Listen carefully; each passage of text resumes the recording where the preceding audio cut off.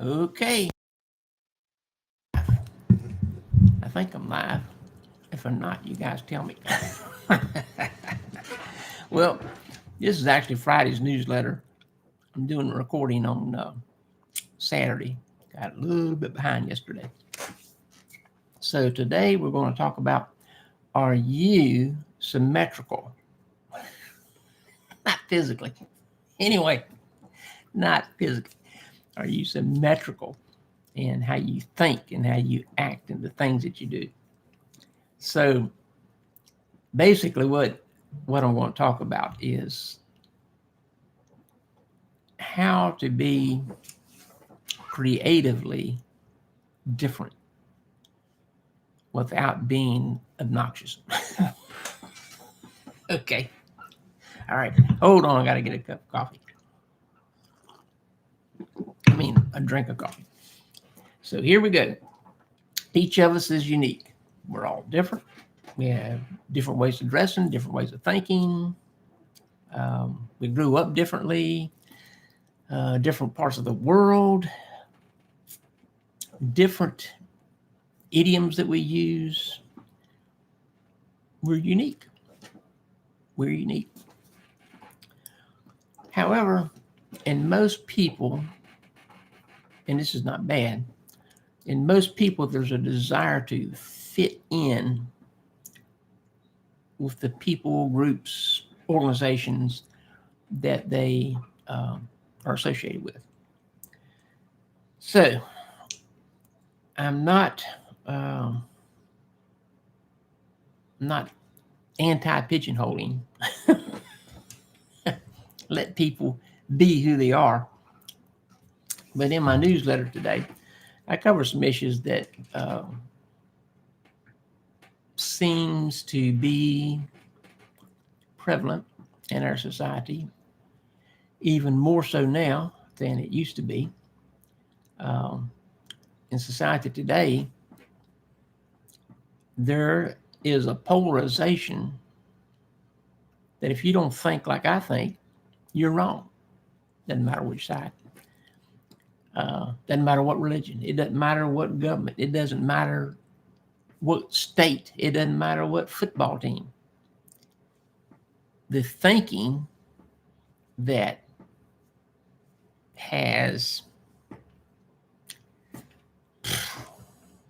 I can't think of a word bad enough, the garbage that has flooded not just the United States, the entire world. That if you don't think like I do, you're bad, you're wrong, you're no good.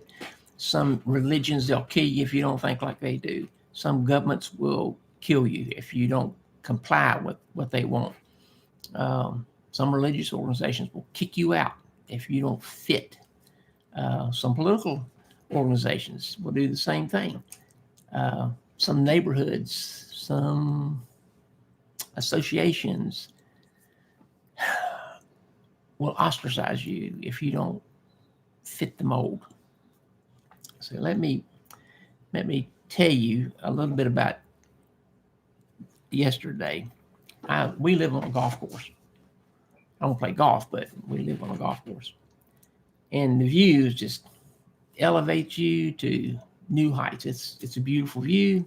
Long, we live on, uh, I guess you call it par four. Anyway, we have the long view of the golf course, and wow, it is awesome. It's beautiful. Trees and greenery, the small lakes, and we don't have to maintain it. That's a great part about it. Anyway, so we just maintain our yard. So anyway, it's peaceful, it's relaxing, it's even spiritual. I mean, you sit out on the lanai and just relax, get you a cup of coffee, and think about, wow, how awesome it is to live in paradise. Well, I was sitting in my recliner, and we can open up the whole back of our house with these sliders that we've got. And I was noticing a tree that's on the green. Well, it's on the berm that leads up to the green. It's about, 15, 20 feet tall. Beautiful little tree. And as I looked at it, on the right side, about a third of the way up, I noticed a limb that had grown out from the tree, like a little tree, and it had its own little canopy. The canopy of the tree is beautiful. It's symmetrical. It's round. It's cool looking, like a puffball. Anyway, this little limb had grown out from a branch, and it had its own little canopy puffball, and it's pretty. I was just sitting there looking at it, and I thought that little tree off the big tree is really flourishing. It looks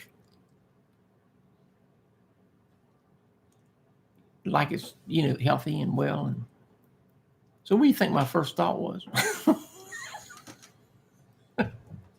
Oh man. Okay. I want to apologize in advance. It wasn't, oh, wow, pretty that is. Actually, no, my first thought was, they need to cut that off so the tree will be symmetrical. That's exactly what I thought. I apologize. But anyway, that's what I thought. I thought, that tree is not symmetrical. It's, it kind of bothers you because it's not symmetrical. Anyway, I stopped and I thought, what caused me to think that? Why didn't I think that's really cool? That's a neat little limb. That's a beautiful addition. What? No, I didn't think any of that stuff. Immediately, I realized that's what people do to people that aren't symmetrical to their ideas, to their thinking, to their system of belief. If someone doesn't fit the perceived ideal, what does the group do? They stop interacting with them. They cut them off, man. I mean, I think of Bruno in, what was it, 14th, 15th, 16th century. He was a, I can't remember if he was a monk or he was connected with the church. Anyway, he had the wild idea that all of those stars in the sky were actually suns like our sun. Of course, they didn't know a lot about our sun, but they knew it provided warmth and growth, all that stuff. And he said around every one of those stars that's actually a sun are planets, and probably they all have people. So what did the church do? They burned him at the stake alive. And before they burned him at the stake, they went out, they nailed his tongue. I know this is pretty bad, so get the kids out of here. They nailed his tongue to one of the boards or whatever it was and cut his tongue off because he had spoken heresy. How awful that there's other people besides us. Well, unfortunately, there's people today that are the same way. They think we're it. We're not.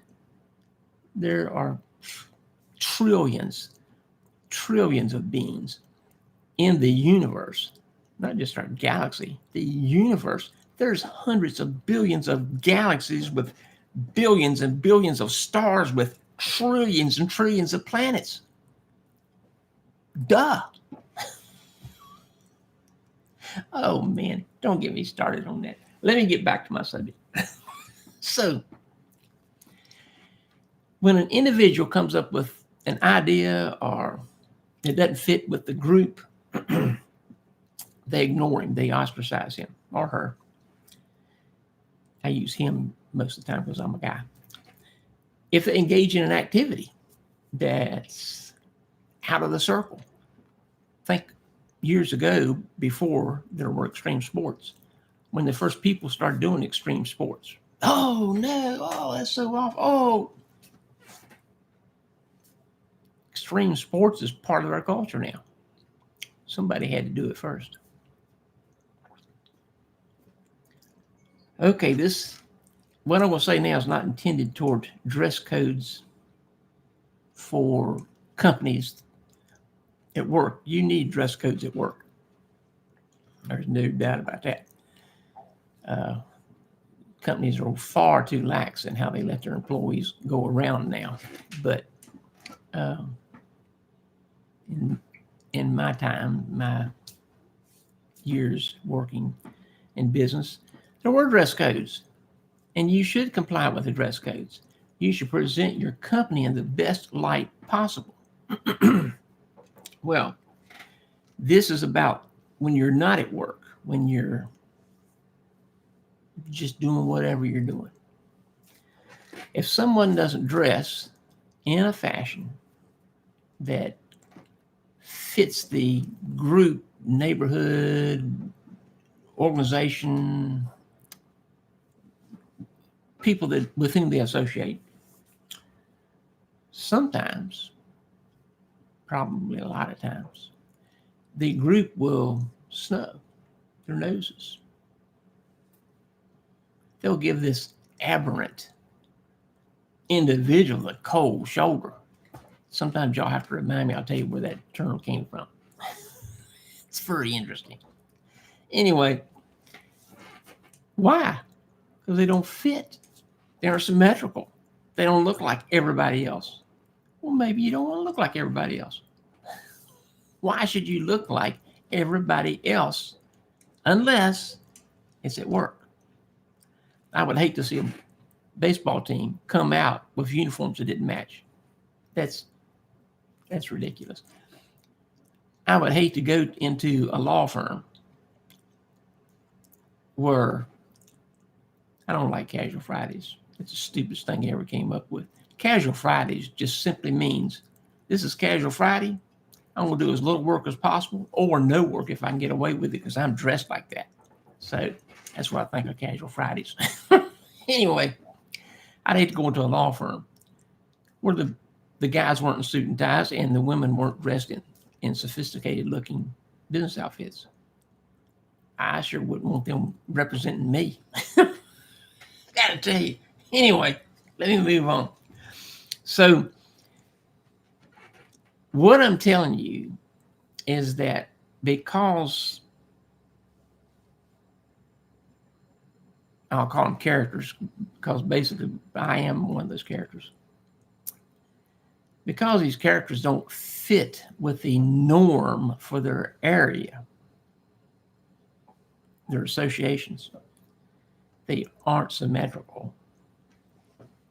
The bulk of their comrades, associates, stay away from them. That's a good word. They don't comply with the accepted norm of the group. Here again, I'm not talking about at work. I'm talking about outside of work. Just because they don't want to look and act like everybody else does not make them bad. It makes them different. The normal people are going to cut them off in one way or the other. They're going to disengage from them. They are going to attempt to make them conform. It never worked on me, but but anyway, let's get away from that. So and I've got to get back on track. But this type of normal behavior in our society is anti-progress. Thinking everyone should be the same is antithetical to growth, prosperity, and creating an environment for breakthroughs. People that want everything to stay the same are establishing a barricade to the rest of us becoming a better society. They're obstructing free thought and creativity.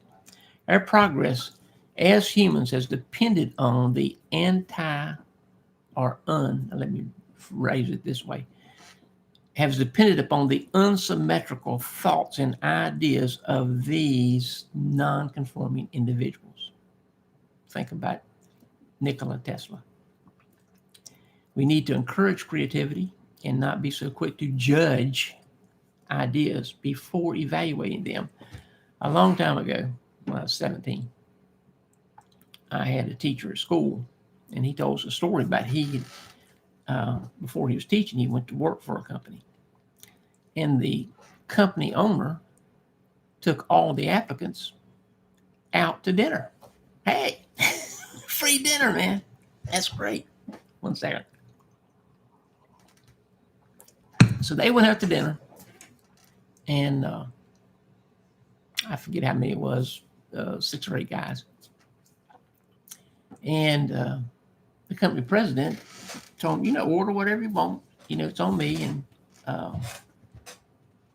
get what you like. So everybody ordered what they wanted. And the company president, his food came, but he sort of sat back. Oh, no. I bumped back into my screen. He sort of sat back. And he watched everybody. And my teacher noticed him watching everybody.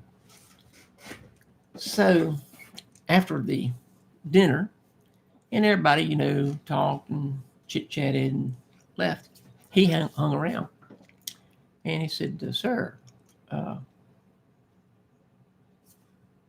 I know I'm an applicant here, but I just have a question. He said, I noticed during dinner, you watching everybody. I was just curious what was going through your mind. And he said, well, that's a very astute question. I take every applicant out to dinner, and I watch them. I watch who seasons their food before they taste it. He said, I noticed you were the only one that tasted your food before you seasoned it. What I'm looking for is individuals, when new ideas and plans come in, will test out the plan before they start making modifications. He got hired. Simple, right? Who salt and, well, I don't use salt and pepper because I love salt and pepper. Who salt and peppers their food before they taste it? You don't know if it's been, how well it's been seasoned, how much it's been seasoned. You don't know if it needs any seasoning. You have to taste things first. Then you season it. When somebody comes with a new idea or plan, test it out before trying to modify it or kick it out the door. Okay, be proactive. Listen to what others are saying. Are the ideas and thoughts valid? Can you see the possibilities of the proposal? Be an encourager. Be a good listener. www.astepabove.life. Email me at the Rev, THEREV, at astepabove.life. ASTEPABOVE.life, LIFE. Email me. If you'd like a free copy of my newsletter, I'll be glad to send it to you so you can decide if it's something you would like to get every week. We do workshops. We do seminars. Of course, I write my newsletter. I write fiction and nonfiction books. And I try to do these videos to help you in some way better your future. So, see you next time. Enjoy the weekend. And today, make it a point to listen to someone you really don't want to listen to.